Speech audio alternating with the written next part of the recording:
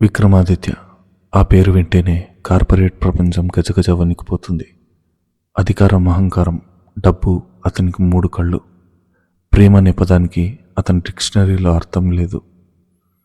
కానీ తన తాతగారు రాసిన వీలునామా ప్రకారం కంపెనీ సీఈఓ పీఠం దక్కించుకోవాలంటే అతను పెళ్లి చేసుకోవాల్సిందే. అప్పుడు అతని జీవితంలోకి వస్తుంది సింధు. మధ్యతరగతి అమ్మాయి. తండ్రి ప్రాణాలు కాపాడుకోవడానికి తన ఆత్మగౌరవాన్ని పక్కన పెట్టి విక్రమ్తో ఆస్తి కోసం జరిగే ఒప్పంద వివాహానికి ఒప్పుకుంటుంది. ఇది ప్రేమ కథ కాదు, ఇది ఒక యుద్ధం. హైదరాబాద్లోని హైటెక్ సిటీ నడిబొడ్డున ఆకాశాన్ని తాకుతున్నట్లుగా ఉన్న ఆదిత్య ఎంపైర్ ప్రధాన కార్యాలయం అది. ఉదయం 9 గంటలు. నల్లటి పించ్ కార్ ఆఫీస్ పోర్టుకో ముందు ఆగింది. డ్రైవర్ హడావిడిగా వచ్చి డోర్ తీశాడు. నల్లటి సూట్, కళ్ళకు కూలింగ్ గ్లాసెస్, చేతికి ఖరీదైన వాచ్. కారులోంచి దిగిన విక్రమాదిత్యను చూడగానే అక్కడున్న సెక్యూరిటీ గార్డుల నుంచి రిసెప్షనిస్ట్ వరకు అందరూ ఊపిరి బిగబట్టారు. అతని నడకలో ఒక రాయల్టీ ఉంది, కానీ అతని కళ్ళల్లో మాత్రం ఎవరినీ లెక్క చేయని పొగరుంది. లిఫ్ట్ ఎక్కి 40వ అంతస్తులోని తన క్యాబిన్లోకి వెళ్ళాడు విక్రమ్. అక్కడ అతని కోసం లాయర్ విశ్వనాథం ఎదురు చూస్తున్నారు. Good morning Vikram sir. Lawyer లేచి నిల్చున్నాడు. విక్రమ్ సమాధానం చెప్పకుండా తన కుర్చీలో కూర్చొని, మ్యాటర్ ఏంటి విశ్వనాథం గారు? అర్జెంట్ మీటింగ్ ఎందుకు అని అడిగాడు. విశ్వనాథం కాస్త తడబడుతూ ఒక ఫైల్ విక్రమ్ ముందుంచాడు. సార్, మీ తాతగారు చనిపోయే ముందు రాసిన వీలునామాలోని సీక్రెట్ క్లాస్ ఇవాళ ఓపెన్ అయింది. దాని ప్రకారం వచ్చే నెలలో జరగబోయే బోర్డ్ మీటింగ్ సమయానికి మీరు పెళ్లి చేసుకుని ఉండాలి. లేకపోతే కంపెనీలోని మీకున్న 51% షేర్లు చారిటీకి వెళ్ళిపోతాయి. మీరు సీఈఓ పదవికి అనర్హులవుతారు. ఆ మాట వినగానే విక్రమ్ చేతిలోని గాజు గ్లాస్ నేలకేసి కొట్టాడు. గాజు ముక్కలై చెల్లా చెదురుగా పడ్డాయి. వాట్ పెళ్ళా? నా లైఫ్ నా ఇష్టం. ఆ ముసలివాడు చచ్చిపోతూ కూడా నన్ను కంట్రోల్ చేయాలనుకున్నాడా?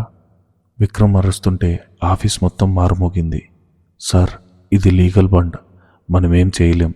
మీకు ఆస్తి కావాలంటే, పవర్ కావాలంటే పెళ్ళి ఒకటి మార్గం అన్నాడు లాయర్ భయపడుతూ. విక్రమ్ కోపంగా కిటికీ దగ్గరకు వెళ్ళి బయట కనిపిస్తున్న నగరాన్ని చూశాడు.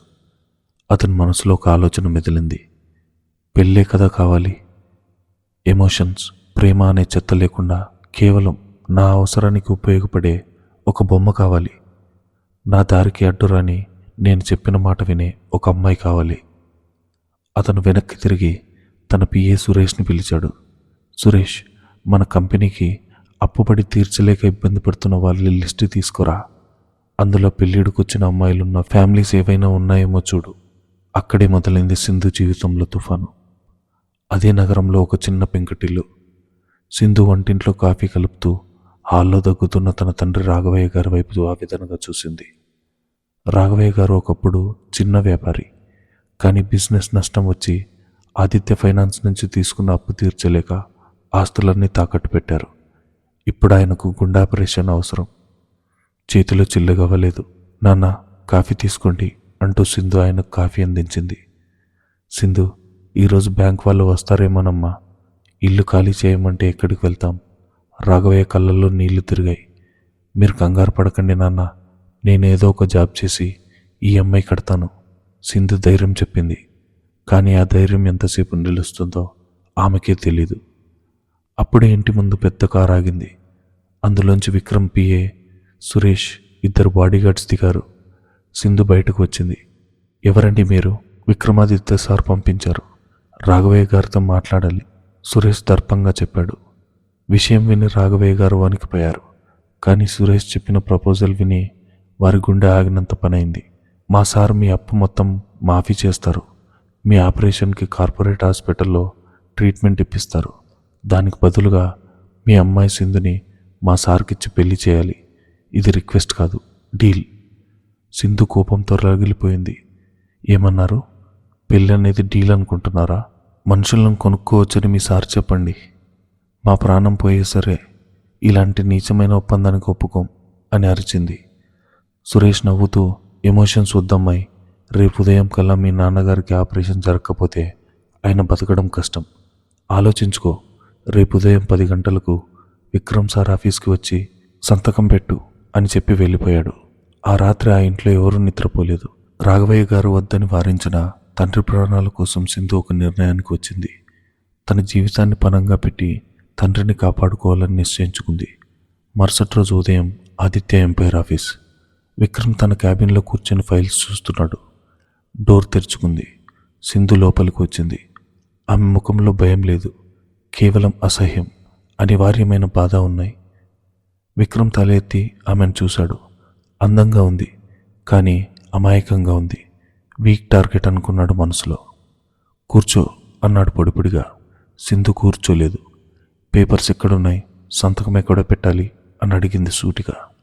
విక్రమ్ నవ్వుతూ లేచి ఆమె దగ్గరకు వచ్చాడు. చాలా పొగరు, గుడ్, కానీ ఆ పొగరు నా దగ్గర పనికిరాదు. ఈ పెళ్లి కేవలం ఒక కాంట్రాక్ట్. నీకు భారీగా ఎటువంటి హక్కులు ఉండవు. మీడియా ముందు, బయట ప్రపంచం ముందు నువ్వు మిస్సెస్ విక్రమాదిత్య. ఈ 4 గోడల మధ్య నువ్వు కేవలం నా గెస్ట్ మాత్రమే. అర్థమైందా? సింధు కళ్ళల్లోకి సూటిగా చూస్తూ, నాకు మీ భార్యగా ఉండాలనే కోరిక లేదు. నా తండ్రి ప్రాణాల కోసం మాత్రమే నేను ఇక్కడికి వచ్చాను. మీరు రాక్షసుడని విన్నాను, కానీ ఇంత దిగజారు మనిషి అని అనుకోలేదు అని సమాధానం ఇచ్చింది. విక్రమ్ కనుబొమ్మలు ముడిపడ్డాయి. తనని ఎవరూ ఇంత ధైర్యంగా ఎదిరించలేదు. సంతకం పెట్టి వెళ్ళు, 3 రోజుల్లో పెళ్ళి అన్నాడు కోపంగా. సింధు సంతకం పెట్టింది. ఆ సంతకం తన స్వేచ్ఛకు మరణ శాసనం అని ఆమెకు తెలుసు. కానీ తండ్రి కోసం ఆ విషయాన్ని దిగమింగుకుంది. 3 రోజుల తర్వాత నగరం మొత్తం ఆశ్చర్యపోయేలా విక్రమ్ సింధుల పెళ్లి జరిగింది. అది ఒక ఫెయిరీటైల్ వెడ్డింగ్లా డెకరేట్ చేశారు, కానీ అందులో ఆత్మ లేదు. మీడియా వాళ్ళు సిండ్రెల్లా స్టోరీ, సామాన్య యువతిని వరించిన CEO అని బ్రేకింగ్ న్యూస్ ఇస్తున్నారు. కానీ అసలు నిజం ఆ మండపంలో ఉన్న ఆ ఇద్దరికే తెలుసు. తాళి కట్టే సమయం వచ్చింది. విక్రమ్ సింధు మెడలో తాళి కడుతుంటే అతని చేతులు ఆమె మెడకు తగిలాయి. ఆ స్పర్శలో ప్రేమ లేదు, ఒక యజమాని తన వస్తువుపై ముద్ర వేస్తున్నట్టుగా ఉంది. సింధు కన్నీళ్ళు అతి కష్టం మీద ఆపుకుంది. నవ్వు, కెమెరాలు చూస్తున్నాయి. విక్రమ్ ఆమె చెవిలో గుసగుసలాడాడు. కానీ అది ఒక హెచ్చరికలా ఉంది. సింధు బలవంతంగా పెదాలపై నవ్వు పులుముకుంది. ఆ నవ్వు వెనుక ఉన్న ఆవేదన ఆమె గుండెలను బరువెక్కిస్తోంది. అప్పగింతల సమయంలో రాఘవయ్య గారు విక్రమ్ చేతిలో సింధు చేయి పెట్టి, బాబు, నా కూతురు బంగారం, పువ్వుల్లో పెట్టి చూసుకోకపోయినా పర్లేదు, కన్నీళ్లు పెట్టించకండి అని వేడుకున్నాడు. విక్రమ్ పైకి నమస్కారం చేస్తూ, తనిప్పుడు నా బాధ్యత అన్నాడు. ఆ మాటలోని ద్వంద్వార్థం సింధుకు మాత్రమే అర్థమైంది. విక్రమ్ బంగ్లా కాదు, ఇంద్రభవనం. సింధుని తీసుకుని విక్రమ్ బెడ్రూమ్లోకి వెళ్ళాడు. గది నిండా పూలతో అలంకరించి ఉంది. పాల గ్లాస్ టేబుల్ మీద ఉంది. అదొక విచిత్రమైన పరిస్థితి. సింధు గది మూలాన నిలబడి ఉంది. విక్రమ్ కోట్ తీసి సోఫా మీద విసిరేశాడు. టై వదులు చేసుకుంటూ ఆమె వైపు నడిచాడు. ఏంటి, శోభనం జరుగుతుందని ఆశపడుతున్నావా? విక్రమ్ వెటకారంగా అడిగాడు. సింధు తలదించుకుంది. నువ్వు నా ఆస్తిని కాపాడడానికి ఉపయోగపడే ఒక కీ మాత్రమే సింధు. నీలాంటి పేద అమ్మాయిల డబ్బు కోసం ఎంతకైనా దిగజారుతారని నాకు తెలుసు. నీ తండ్రి అప్పు తీరగానే వెళ్ళిపోకుండా పర్మనెంట్గా సెటిల్ అవడం కోసం నన్ను బుట్టలో వేసుకోవాలని చూడకు. అది జరగదు. విక్రమ్ మాటలు తూటాల్లా పేలాయి. సింధు ఇక భరించలేకపోయింది. తల ఎత్తి అతని కళ్ళల్లోకి చూసింది. మిస్టర్ విక్రమ్, డబ్బు ఉందనే అహంకారం మీ కళ్ళు మూసేస్తోంది. నేను నా తండ్రి కోసం నా జీవితాన్ని త్యాగం చేశాను. మీరు నన్ను కొనుక్కున్నాననే భ్రమలో ఉండొచ్చు, కానీ నా ఆత్మగౌరవాన్ని మీరు ఎప్పటికీ కొనలేరు. ఈ గదిలో నాకు భారీగా స్థానం లేకపోవచ్చు, కానీ ఇంట్లో ఒక మనిషిగా బ్రతికే హక్కు నాకుంది అని గట్టిగా చెప్పింది. విక్రమ్ ఆమె ధైర్యాన్ని చూసి ఒక్క క్షణం ఆశ్చర్యపోయాడు. ఆమె కళ్ళల్లో భయం లేదు, ఒక రకమైన తెగింపు ఉంది. అతను ఆమె దగ్గరగా వచ్చి ఆమె గడ్డం పట్టుకొని పైకెత్తాడు. వారి ముఖాలు చాలా దగ్గరగా ఉన్నాయి. నీ మాటలు వినడానికి బాగానే ఉన్నాయి, కానీ చూద్దాం ఈ నరకంలో నువ్వు ఎన్ని రోజులు తట్టుకుని నిలబడతావో. Welcome to hell my dear wife అని చెప్పి ఆమెను విసిరి కొట్టినట్టుగా వదిలేసి గదిలోంచి బయటికి వెళ్ళిపోయాడు. సింధు ఆ గదిలో ఒంటరిగా మిగిలిపోయింది. కన్నీళ్లు ఆపుకోలేక నేల మీద కూలబడిపోయింది. అది శోభనం గది కాదు, తన పంజరం. కానీ సింధుకు తెలియదు, ఈ ద్వేషం నుంచి ఒక కొత్త కథ పుట్టబోతుందని. రాక్షసుని మార్చే శక్తి ఆమె మంచితనానికి ఉందని ఆమె ఇంకా గ్రహించలేదు. ఆ రాత్రి సింధు సోఫాలో ముడుచుకుని పడుకుంది. ఉదయం లేచేసరికి విక్రమ్ జిమ్ నుంచి వస్తున్నాడు. చెమటతో తడిసిన అతని శరీరం, కోపంతో ఉన్న అతని ముఖం చూసి సింధు భయపడలేదు. ఆమె లేచి వంటింట్లోకి వెళ్ళింది. కాఫీ కలుపుతుండగా పని మనిషి లక్ష్మమ్మ వచ్చింది. అమ్మా, అయ్యగారు బ్లాక్ కాఫీ మాత్రమే తాగుతారు, పంచదార వేస్తే గ్లాస్ విసిరేస్తారు అని హెచ్చరించింది. సింధు బ్లాక్ కాఫీ తీసుకుని హాల్లోకి వెళ్ళింది. విక్రమ్ న్యూస్ పేపర్ చదువుతున్నాడు. కాఫీ అంది సింధు. విక్రమ్ ఆమెను చూడకుండానే కప్ తీసుకున్నాడు. ఒక సిప్ చేశాడు. అతని ముఖంలో చిన్న మార్పు వచ్చింది. అది పర్ఫెక్ట్గా ఉంది. అతను ఆమె వైపు చూశాడు. రేపటి నుంచి నాకు కనిపించకుండా కాఫీ టేబుల్ మీద పెట్టి వెళ్ళు అన్నాడు కఠినంగా. సింధు లోపలికి వెళ్తుండగా విక్రమ్ ఫోన్ మోగింది. ఏంటి, ఆ టెండర్ మనకు రాలేదా? విక్రమ్ గట్టిగా అరిచాడు. కోపంతో చేతిలోని కాఫీ కప్పుని నేలకేసి కొట్టాడు. వేడి కాఫీ చిట్లి సింధు కాలు మీద పడింది. ఆ అని సింధు బాధగా అరిచింది. విక్రమ్ ఒక్క క్షణం ఆగి ఆమె కాలివైపు చూశాడు. అక్కడ కమిలిన చర్మం ఎర్రగా మారుతుంది. అతను ఏమీ మాట్లాడకుండా విసుగ్గా అక్కడి నుంచి వెళ్ళిపోయాడు. సింధు కాలిమంట భరిస్తూ పగిలిన గాజు ముక్కల్ని ఎరడం మొదలుపెట్టింది. అప్పుడే ఆమె నిర్ణయించుకుంది, ఈ రాక్షసుని మనిషిగా మార్చే వరకు తాను ఓడిపోకూడదని. ఆ రోజు సింధుకి నరకంలా గడిచింది. కాలు మీద పడిన కాఫీ వల్ల చర్మం ఎర్రగా కందిపోయి బొబ్బలు వచ్చాయి. మంట భరించలేక కళ్ళల్లో నీళ్లు సుడులు తిరుగుతున్నాయి. పెదవి దాటి ఏడుపు రాకుండా చూసుకుంది.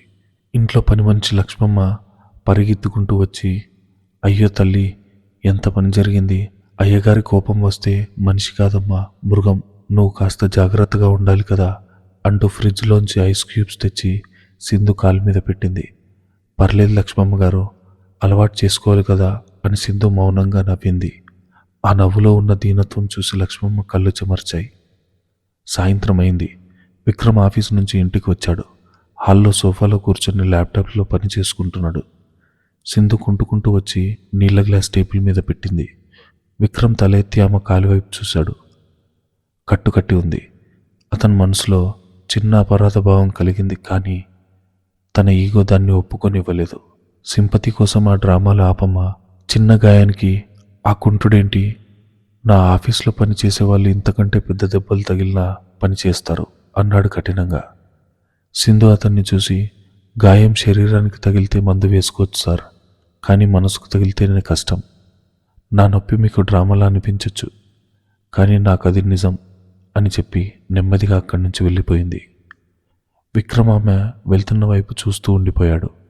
ఆమె మాటల్లో ఏదో తెలియని బరువు ఉంది. మొదటిసారిగా అతని నోరు మూతపడింది. 2 రోజుల తర్వాత విక్రమ్ ఉదయాన్నే తయారై కిందకి వచ్చాడు. సింధు అని గట్టిగా అరిచాడు. సింధు వంటింట్లోంచి వచ్చింది. ఈ రాత్రికి ఒక బిజినెస్ పార్టీ ఉంది, ఫారిన్ క్లయింట్స్ వస్తున్నారు, నువ్వు రావాలి అని ఆజ్ఞాపించాడు. నేనా? నాకు అలాంటి పార్టీల గురించి తెలియదు సార్, సింధు తడబడుతూ చెప్పింది. నాకు తెలుసు నువ్వు ఒక పల్లెటూరు దానివని, కానీ తప్పదు. నా భార్యగా అందరూ నిన్ను చూడాలనుకుంటున్నారు. ఇదిగో ఈ క్రెడిట్ కార్డ్ తీసుకో. మంచి డిజైనర్ వేర్ కొనుక్కొని రెడీగా ఉండు. నా పరువు తీయకు. చీర కట్టుకుని సావిత్రిలా రాకు అని చెప్పి వెళ్ళిపోయాడు. సింధుకి ఏం చేయాలో అర్థం కాలేదు. ఆమెకు మోడ్రన్ దుస్తులు వేసుకోవడం ఇష్టం లేదు. కానీ విక్రమ్ మాట కాదనలేక షాపింగ్కి వెళ్ళింది. కానీ ఆమె మనసులో ఒక నిర్ణయం తీసుకుంది. ఆ రాత్రి పార్టీ నగరంలో అత్యంత ఖరీదైన హోటల్ అది. అందరూ విక్రమాదిత్య భార్య ఎలా ఉంటుందో అని ఆసక్తిగా ఎదురు చూస్తున్నారు. విక్రమ్ బ్లాక్ టాక్సీలో రాకుమారుడిలా ఉన్నాడు. కారు ఆగింది. డ్రైవర్ డోర్ తీశాడు. సింధు దిగింది. విక్రమ్ ఆమెను చూడగానే షాక్ అయ్యాడు. అతను చెప్పినట్లు ఆమె మోడ్రన్ గౌన్ వేసుకోలేదు. ఒక నిండు నేత చీర కట్టుకుంది. మెడలో సన్నని గొలుసు, నుదుటిన చిన్న బొట్టు, చేతికి గాజులు. ఆమె ఎంత హుందాగా, ఎంత అందంగా ఉందంటే అక్కడున్న వారి కళ్ళు ఆమెపైనే నిలిచిపోయాయి. భారతీయ సంప్రదాయానికి నిలువెత్తు రూపంలో ఉంది. విక్రమ్ పళ్ళు నూరుకుంటూ ఆమె దగ్గరికి వచ్చాడు. నేనేం చెప్పాను, నువ్వేం చేశావు? నన్ను అందరి ముందు ఈడేట్ని చేయాలనుకుంటున్నావా అని కుసకుసలాడాడు కోపంగా. నేను మీ భార్యగా వచ్చాను సార్, మీ బొమ్మగా కాదు. నా సంస్కృతి, నా గౌరవం, అది మీ పరువు తీస్తుందని నేను అనుకోను, సింధు మెల్లగా కానీ దృఢంగా చెప్పింది. అంతలో విక్రమ్ బిజినెస్ రైవల్ రాజీవ్ అక్కడికి వచ్చాడు. హలో విక్రమ్. ఓ, ఈమెనా నీ భార్య? చాలా సింపుల్గా ఉంది. మన హై క్లాస్ సొసైటీకి సెట్ అయ్యేలా లేదు. పాపం ఇంగ్లీష్ రాదేమో, నా క్లయింట్స్తో ఏం మాట్లాడుతుంది అని వెటకారంగా నవ్వాడు. విక్రమ్ ముఖం కోపంతో ఎర్రబడింది. కానీ ఏమనలేకపోయాడు. రాజీవ్ పక్కనే ఉన్న foreign delegate mister Robert Sindhu వైపు చూస్తూ ఏదో ఇంగ్లీష్లో అడిగాడు. విక్రమ్ కంగారు పడ్డాడు. సింధుకి ఇంగ్లీష్ రాదని, తన పరువు పోగొట్టుకుంటుందని భయపడ్డాడు. కానీ సింధు నవ్వి, good evening mister Robert, welcome to India. I assume you are asking about the fabric of my sari. This is hand woven silk symbolising our tradition అంటూ స్పష్టమైన అనర్గళమైన ఇంగ్లీష్లో మాట్లాడింది. అంతేకాదు, వారి బిజినెస్ గురించి, భారతీయ మార్కెట్ గురించి ఆమె మాట్లాడిన తీరు చూసి రాబర్ట్ ఇంప్రెస్ అయిపోయాడు. విక్రమ్, నీ భార్య చాలా తెలివైంది. షీఈజ్ ఎ జమ్ అని రాబర్ట్ మెచ్చుకున్నాడు. రాజీవ్ ముఖం చిన్నపోయింది. విక్రమ్ ఆశ్చర్యంగా సింధు వైపు చూశాడు. నీకు ఇంగ్లీష్ వచ్చా అని అడిగాడు కారులో తిరిగి వెళ్తుండగా. నేను పేదదాన్ని అవ్వచ్చు సార్, కానీ చదువులేని దాన్ని కాదు. ఎంబీఏ గోల్డ్ మెడలిస్ట్ని నేను. నాన్నగారి ఆపరేషన్ వల్ల చదువు మధ్యలో ఆపాల్సి వచ్చింది అని సింధు కిటికీ వైపు చూస్తూ చెప్పింది. ఆ క్షణం విక్రమ్కి ఆమెపై ఉన్న చులకన భావన కొద్దిగా తగ్గింది. కానీ అతని అహం మాత్రం ఇంకా చావలేదు. రోజులు గడుస్తున్నాయి. విక్రమ్ సింధుల మధ్య మౌన యుద్ధం కొనసాగుతూనే ఉంది. ఒకరోజు రాత్రి బయట జోరుగా వర్షం కురుస్తోంది. విక్రమ్ ఇంటికి చాలా ఆలస్యంగా వచ్చాడు. అతను తడిసిపోయి ఉన్నాడు. ముఖం పాలిపోయింది. సార్, భోజనం చేస్తారా అని సింధు అడిగింది. నాకేం వద్దు, తలనొప్పిగా ఉంది, డిస్టర్బ్ చేయకు అని విక్రమ్ విసుక్కుని తన గదిలోకి వెళ్ళిపోయాడు. రాత్రి 2 గంటలు. సింధుకు మెలకువ వచ్చింది. ఏదో శబ్దం వినిపించింది. పక్క గదిలో విక్రమ్ మూలుగుతున్నాడు. ఆమె సంకోచిస్తూనే అతని గదిలోకి వెళ్ళింది. విక్రమ్ మంచం మీద వణుకుతున్నాడు. అమ్మా, చలి అంటూ కలవరిస్తున్నాడు. సింధు పరిగెత్తుకుంటూ అతని నుదుటి మీద చేయి పెట్టింది. కాలిపోతుంది, హై ఫీవర్, 104 డిగ్రీలు ఉండొచ్చు. విక్రమ్ సార్ అని పిలిచింది. అతను స్పృహలో లేడు. వెంటనే డాక్టర్కి ఫోన్ చేసింది. వర్షం వల్ల డాక్టర్ రావడం కష్టమని మందులు వేసి టెంపరేచర్ తగ్గించే ప్రయత్నం చేయమని చెప్పారు. సింధుకి ఏం చేయాలో అర్థమైంది. వెంటనే చల్లటి నీళ్లు, ఒక క్లాత్ తీసుకుని వచ్చింది. విక్రమ్ పక్కన కూర్చుని తడిగుడ్డతో అతని నుదుటిని తుడవడం మొదలుపెట్టింది. విక్రమ్ అపస్మరక స్థితిలో ఆమె చేయి పట్టుకున్నాడు. వద్దు, వెళ్ళిపో అని గొనుక్కుతున్నాడు. కానీ అతని పట్టు మాత్రం గట్టిగా ఉంది. బహుశా చిన్నప్పుడు తల్లిని కోల్పోయిన బాధ అతనిలో ఇంకా ఉందేమో. రాత్రంతా సింధు నిద్రపోలేదు. ప్రతి 10 నిమిషాలకు ఒకసారి అతని టెంపరేచర్ చెక్ చేస్తూ, మందులు వేస్తూ, అతన్ని దుప్పటి కప్పుతూ సేవ చేసింది. ఆ రాక్షసుడి ముఖం నిద్రలో ప్రశాంతంగా ఒక చిన్న పిల్లాడిలా అనిపించింది. ఇంత అందమైన రూపం వెనుక ఇంత ద్వేషం ఎందుకుంది సార్ అని ఆమె మనసులో అనుకుంది. తెల్లవారుజామున విక్రమ్ కళ్ళు తెరిచాడు. తలనొప్పి తగ్గింది. ఒళ్ళు తేలిగ్గా ఉంది. అతను కళ్ళు తెరిచి చూసేసరికి సింధు మంచం పక్కనే నేల మీద తలవాల్చి నిద్రపోతుంది. ఆమె చేతిలో ఇంకా తడిగుడ్డ ఉంది. పక్కన మందు బాటిల్స్ ఉన్నాయి. విక్రమ్ గుండెలో ఏదో కదలిక. తన డబ్బు కోసం జనం చుట్టూ ఉంటారు, కానీ తన ప్రాణం కోసం రాత్రంతా మేల్కొని సేవ చేసిన వారు ఎవరూ లేరు, ఒక్క ఈమె తప్ప. అతను లేవబోతుంటే శబ్దమై సింధు ఉలిక్కిపడి లేచింది. సార్, ఎలా ఉంది ఇప్పుడు? జ్వరం తగ్గిందా అంటూ కంగారుగా అతని నుదుటి మీద చేయి పెట్టింది. ఆ స్పర్శ విక్రమ్ని కరెంట్ షాక్లా తాకింది. వెంటనే ఆమె చేయి విసిరేశాడు. నాకేం కాలేదు. నాకు సేవ చేసి నన్ను రుణపడి ఉండేలా చేయగలనుకుంటున్నావా? ఆ పప్పులు ఉడకవు అన్నాడు గంభీరంగా. కానీ ఆ గొంతులో మునపటి కాఠిన్యం లేదు. సింధు ఏమనకుండా కాఫీ తెస్తాను అని వెళ్ళిపోయింది. విక్రమ్ ఆమె వెళ్ళిన వైపు చూస్తూ తనలో తానే కొనుక్కున్నాడు. ఎందుకు నన్ను ఇంతలా భరిస్తున్నావు సింధు? విక్రమ్ ఆరోగ్యం కుదుటపడింది. సింధు పట్ల అతని ప్రవర్తనలో చిన్న మార్పు వచ్చింది. ఆమెను మరీ అంతగా తిట్టడం లేదు. సింధు కూడా అతడు మారతాడేమో అని చిన్న ఆశతో ఉంది. కానీ విధి మరోలా తలిచింది. ఒకరోజు సాయంత్రం విక్రమ్ ఆఫీస్ నుంచి కోపంగా ఊగిపోతూ ఇంటికి వచ్చాడు. సింధు అనే అతని అరుపులో ఇల్లు అదిరిపోయింది. సింధు భయంగా హాల్లోకి వచ్చింది. విక్రమ్ ఆమె దగ్గరికి వచ్చి ఆమె భుజాలు గట్టిగా పట్టుకొని కుదిపేశాడు. ఎంత తీసుకున్నావు? ఎంత కమ్ముడిపోయావు అని గర్జించాడు. ఏమంటున్నారు సార్? నాకేం అర్థం కావడం లేదు, సింధు ఏడుస్తూ అడిగింది. విక్రమ్ ఒక ఫైల్ ఆమె ముఖం మీద విసిరేశాడు. నటించకు, నా కంపెనీ సీక్రెట్ కొటేషన్స్ రాజీవ్ కంపెనీకి చేరాయి. ఆ ఫైల్ నిన్న రాత్రి నేను ఇంటికి తీసుకొచ్చాను. అది నా గదిలో ఉంది.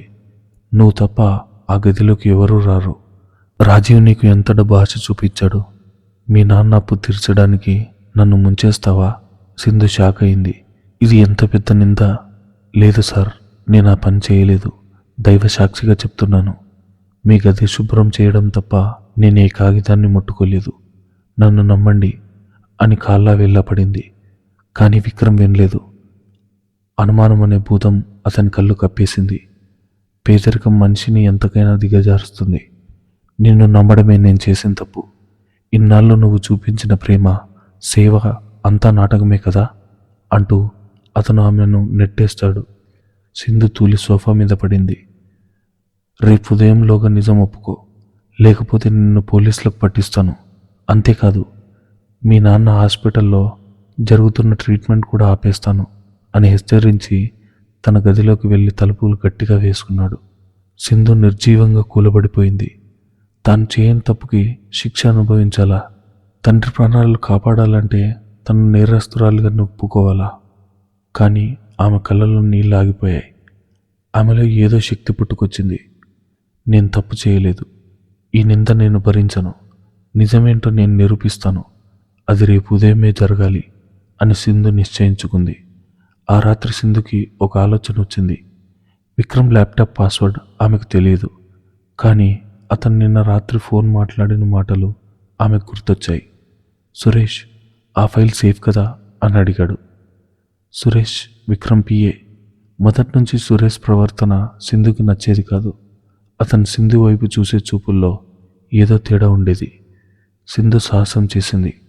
విక్రమ్ నిద్రపోయాక అతను ఫోన్ తీసుకుంది. కాల్ లిస్ట్ చెక్ చేసింది. రాజీవ్ నంబర్ ఆమెకు తెలీదు. కానీ ఒక కొత్త నంబర్కి అర్ధరాత్రి మెసేజ్లు వెళ్ళాయి. ఆ మెసేజ్లు ఓపెన్ చేసి చూసింది. అందులో ఆ ఫైల్ ఫోటోలు ఉన్నాయి. పంపింది విక్రమ్ ఫోన్ నుంచే. కానీ ఆ టైంలో విక్రమ్ జ్వరంతో పడి ఉన్నాడు. అంటే ఆ టైంలో ఫోన్ ఎవరి దగ్గరుంది? ఆమెకు గుర్తొచ్చింది. ఆ రోజు సాయంత్రం సురేష్ ఇంటికి వచ్చాడు. సార్ ఫోన్ ఆఫీసులో మర్చిపోయారు అని ఇవ్వడానికి వచ్చాడు. బహుశా అప్పుడే అతను ఆ ఫోటోలు పంపి డిలీట్ చేయడం మర్చిపోయి ఉంటాడు. లేదా విక్రమ్ మీద నెట్టడానికి ప్లాన్ వేసి ఉంటాడు. కానీ సాక్ష్యం కావాలి. మరుసటి రోజు ఉదయం విక్రమ్ హాల్లో వెయిట్ చేస్తున్నాడు. నిజం చెప్తావా, పోలీసుని పిలవాలా అని అడిగాడు. సింధు ధైర్యంగా నిలబడింది. పోలీసులను పిలవండి సార్, కానీ నన్ను అరెస్ట్ చేయడానికి కాదు. మీ పక్కన నమ్మకంగా ఉంటూ మిమ్మల్ని మోసం చేస్తున్న వ్యక్తిని అరెస్ట్ చేయడానికి. ఏంటి? విక్రమ్ ఆశ్చర్యపోయాడు. సింధు తన ఫోన్లో రికార్డ్ చేసిన ఒక వీడియో ప్లే చేసింది. అది ఇంటి బయట ఉన్న CCTV footage. Suresh phone on చేసి ఏదో ఫోటో తీస్తున్నట్టు, అది రాజీవ్కి పంపుతున్నట్టు అందులో క్లియర్గా ఉంది. సింధు టెక్నాలజీ గురించి తెలిసిన అమ్మాయి కాబట్టి రాత్రికి రాత్రే క్లౌడ్ డేటా నుంచి దీన్ని సేకరించింది. మీ ఫోన్ నుంచి డేటా లీక్ అయింది నిజమే, కానీ అది చేసింది నేను కాదు, మీ పిఏ సురేష్. మీరు అనారోగ్యంతో ఉన్నప్పుడు మీ నమ్మకాన్ని ఆయుధంగా వాడుకున్నాడు అని చెప్పింది. విక్రమ్ ఆ వీడియో చూసి స్థానువున నిలబడిపోయాడు. తను నమ్మిన బంటు ద్రోహం చేశాడు. తను ద్వేషించే భార్య తన పరువు కాపాడింది. అతని గుండెల్లో ఏదో తెలియని అలజడి, కోపం, పశ్చాత్తాపం రెండూ కలిసి అతన్ని ఉక్కిరిబిక్కిరి చేస్తున్నాయి. సురేష్ని పిలిపించి తన్ని తరిమేశాడు. ఆఫీస్ మొత్తం శాంతించింది. కానీ ఇంట్లో వాతావరణం ఇంకా బరువుగానే ఉంది. సాయంత్రం విక్రమ్ సింధు దగ్గరికి వచ్చాడు. ఆమె కిటికీ దగ్గర నిలబడి ఉంది. విక్రమ్ గొంతులో వణుకు. ఆమె తిరిగింది. నన్ను క్షమించు అని అడగను, ఎందుకంటే నేను చేసిన పనికి క్షమాపణ సరిపోదు. కానీ థ్యాంక్స్ అన్నాడు తలదించుకొని. ఆ గర్విష్టి తలదించడం ఇదే మొదటిసారి. సింధు చిన్నగా నవ్వింది. నాకు మీ థ్యాంక్స్ వద్దు సార్, నన్ను మనిషిగా గౌరవించండి చాలు. మీ ఆస్తి కాపాడడానికి వచ్చాను, దోచుకోవడానికి కాదు.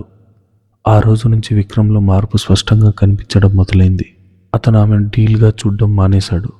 ఆమెలో ఒక భాగస్వామిని చూడడం మొదలుపెట్టాడు. కానీ ప్రేమ, అది ఇంకా చాలా దూరం. ఎందుకంటే విక్రమ్ గతం అతన్ని ప్రేమించకుండా అడ్డుపడుతోంది. సురేష్ను పనిలోంచి తీసేసిన తర్వాత విక్రమ్ ఆఫీస్ విషయాల్లో మరింత జాగ్రత్తగా ఉన్నాడు. కానీ ఇంట్లో మాత్రం అతని ప్రవర్తన పూర్తిగా మారిపోయింది. గతంలో సింధు కనిపిస్తే చాలు మొహం తిప్పుకునే విక్రమ్ ఇప్పుడు ఆఫీస్ నుంచి రాగానే సింధు ఉందా అని అడుగుతున్నాడు. ఒకరోజు సాయంత్రం విక్రమ్ సింధుని పిలిచాడు. అతని చేతిలో ఒక చిన్న బాక్స్ ఉంది. ఇది తీసుకో అని అందించాడు. సింధు సంకోచిస్తూ తీసుకుంది. అందులో ఒక ఖరీదైన స్మార్ట్ ఫోన్ ఉంది. మీ నాన్నగారితో వీడియో కాల్ మాట్లాడడానికి బాగుంటుంది.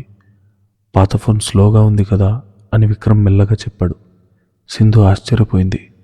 థ్యాంక్స్ సార్, కానీ గీని వద్దు. ఇది గిఫ్ట్ కాదు, అవసరం.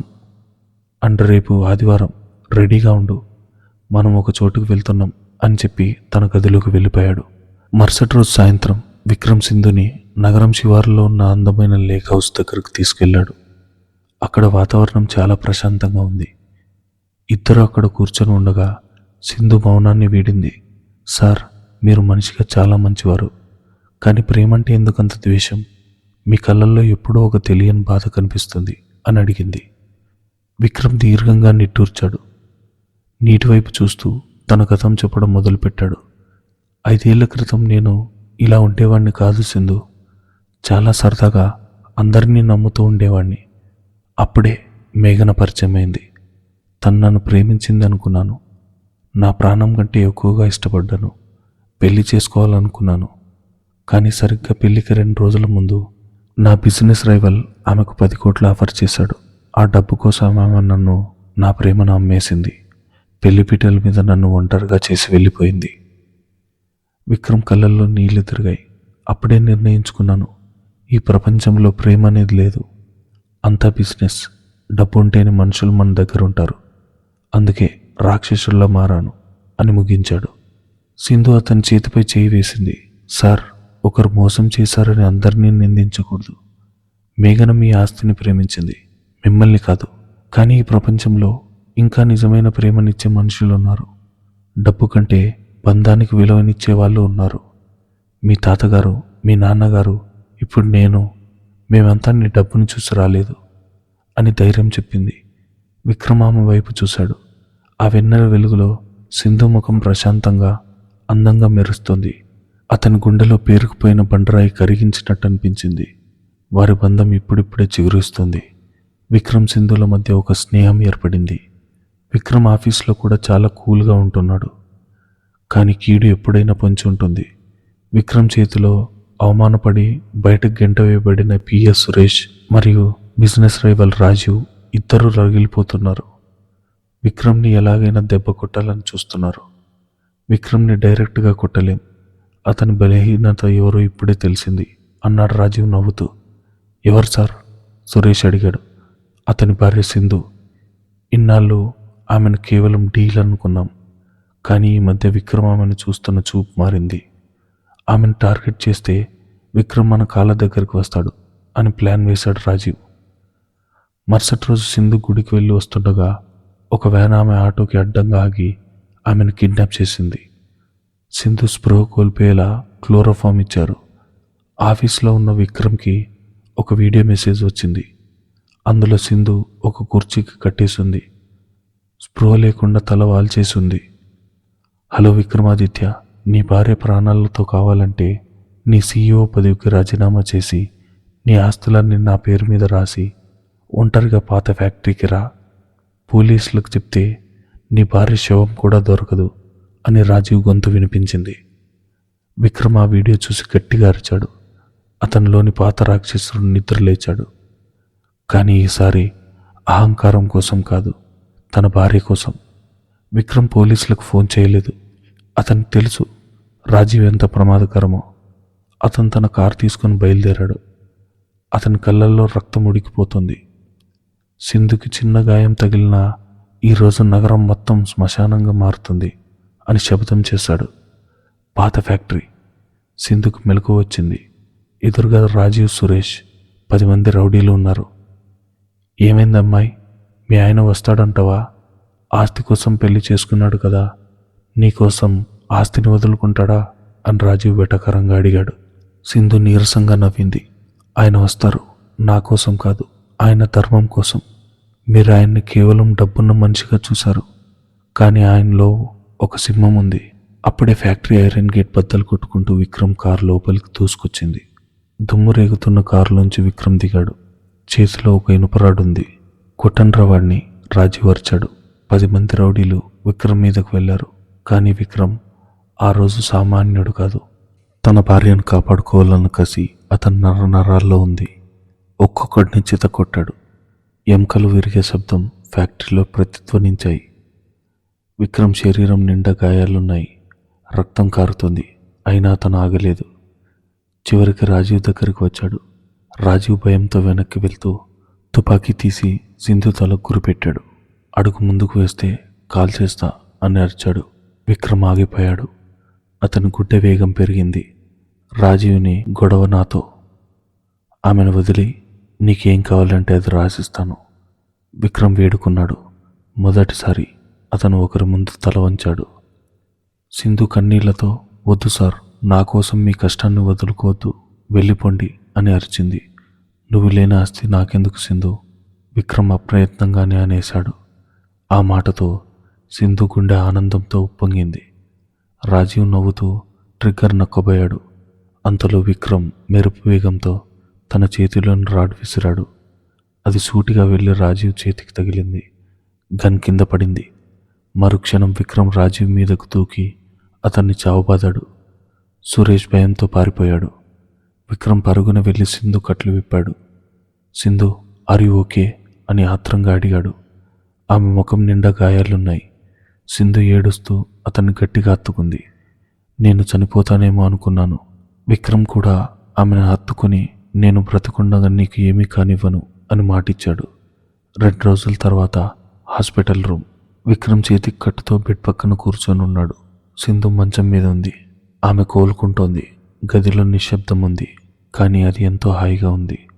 విక్రమ్ జేబులోంచి ఒక పేపర్ తీశాడు. అది వారి పెళ్లికి సంబంధించిన కాంట్రాక్ట్ పేపర్. సింధు చూస్తుండగానే దాన్ని చింపేశాడు. సింధు, ఆ కాంట్రాక్ట్ మన పెళ్లికి ఆధారం అనుకున్నాను. కానీ అది చెత్త కాగితం. మన బంధానికి ఆధారం ప్రేమ అని ఆ రోజు ఫ్యాక్టరీలో నాకు అర్థమైంది అన్నాడు విక్రమ్. అతను ఆమె చేతిని తన చేతిలోకి తీసుకున్నాడు. నా అహంకారం, నా గతం నన్ను గుడ్డివాడిని చేశాయి. నా పక్కనే ఉన్న దేవతను గుర్తించలేకపోయాను. నువ్వు నా జీవితంలోకి రాకపోతే నేను ఒక మిషన్లా మిగిలిపోయేవాడిని. నన్ను మనిషిగా మార్చావు. I love you Sindhu. నువ్వు లేకుండా నేను బ్రతకలేను. సింధు కళ్ళల్లో ఆనంద బాష్పాలు రాలాయి. ఆమె ఇన్నాళ్ళుగా ఎదురు చూస్తున్న క్షణం ఇది. I love you to sir. కాదు విక్రమ్ అని సిగ్గుపడుతూ చెప్పింది. విక్రమ్ నవ్వి, ఇంకెప్పుడు సార్ అనుకో. ఆ పిలుపులో ఆఫీస్ ఉంది, నాకు కావాల్సింది ఇల్లు అన్నాడు. అంతలో డోర్ తెరుచుకుని రాఘవయ్య గారు లోపలికి వచ్చారు. ఆయన పూర్తిగా కోలుకున్నారు. నాన్న, సింధు సంతోషంగా పిలిచింది. రాఘవయ్య గారు విక్రమ్ వైపు చూసి చేతులు జోడించారు. బాబు, నా కూతుర్ని కాపాడినందుకు. విక్రమ్ వారిస్తూ, మామగారు, అల్లుడికి థ్యాంక్స్ చెప్పకూడదు. అయినా మీ కూతురు నన్ను కాపాడింది. ఆమె లేకపోతే నా ప్రాణం ఉన్నా లేనట్టే అని గౌరవంగా చెప్పాడు. రాఘవయ్య గారికి సింధుకి ఆ మాటలు అమృతంలా అనిపించాయి. 1 సంవత్సరం తర్వాత ఆదిత్య ఎంపైర్ వార్షికోత్సవం. స్టేజ్ మీద విక్రమాదిత్య మైక్ పట్టుకుని ఉన్నాడు. పక్కన సింధు నిలబడి ఉంది. ఆమె ఇప్పుడు ఆ కంపెనీలో డైరెక్టర్. విక్రమ్ మాట్లాడుతున్నాడు. ఒకప్పుడు నేను సక్సెస్ అంటే బ్యాంక్ బ్యాలెన్స్ అనుకున్నాను. కానీ సక్సెస్ అంటే మనం ఇంటికి వెళ్ళగానే మన కోసం ఎదురు చూసే ఒక మనిషి ఉండడం, కష్టాల్లో మన చేయి పట్టుకుని నడిపించే తోడు ఉండడం అని ఈమె నాకు నేర్పింది. ఈరోజు ఈ కంపెనీ సక్సెస్కి సగం కారణం నా భార్య సింధు. ఆడిటోరియం మొత్తం చప్పట్లతో మారుమోగింది. సింధు నవ్వుతూ విక్రమ్ వైపు చూసింది. విక్రమ్ నుదుటి మీద ముద్దు పెట్టుకున్నాడు. ప్రోగ్రాం అయ్యాక ఇద్దరు కారులో ఇంటికి వెళ్తున్నారు. సింధు తలని విక్రమ్ భుజం మీద వాల్చింది. విక్రమ్, చెప్పు సింధు, మనం ఆ రోజు ఫ్యాక్టరీలో ఉన్నప్పుడు మీరు ఆస్తి రాసిచ్చేస్తానన్నారు కదా, నిజంగా రాసిసేవారా? విక్రమ్ నవ్వి, ఆస్తి పోతే సంపాదించుకోవచ్చు సింధు, కానీ నువ్వు పోతే ఈ విక్రమాదిత్య మళ్ళీ పుట్టడు అన్నాడు. కారు వర్షంలో సాగిపోతుంది. ఒకప్పుడు ఆస్తి కోసం వేసిన ముడి ఇప్పుడు విడదీయలేని ఆత్మబంధంగా మారింది. రాక్షసుడి భార్యగా వచ్చిన ఆమె ఆ రాక్షసుడిని రాకుమారుడిగా మార్చేసింది. ఈ కథ ఇంతటితో సమాప్తం. మరిన్ని ఇంట్రెస్టింగ్ స్టోరీస్ కోసం ఈ ఛానల్ని ఫాలో అవుతూ ఉండండి.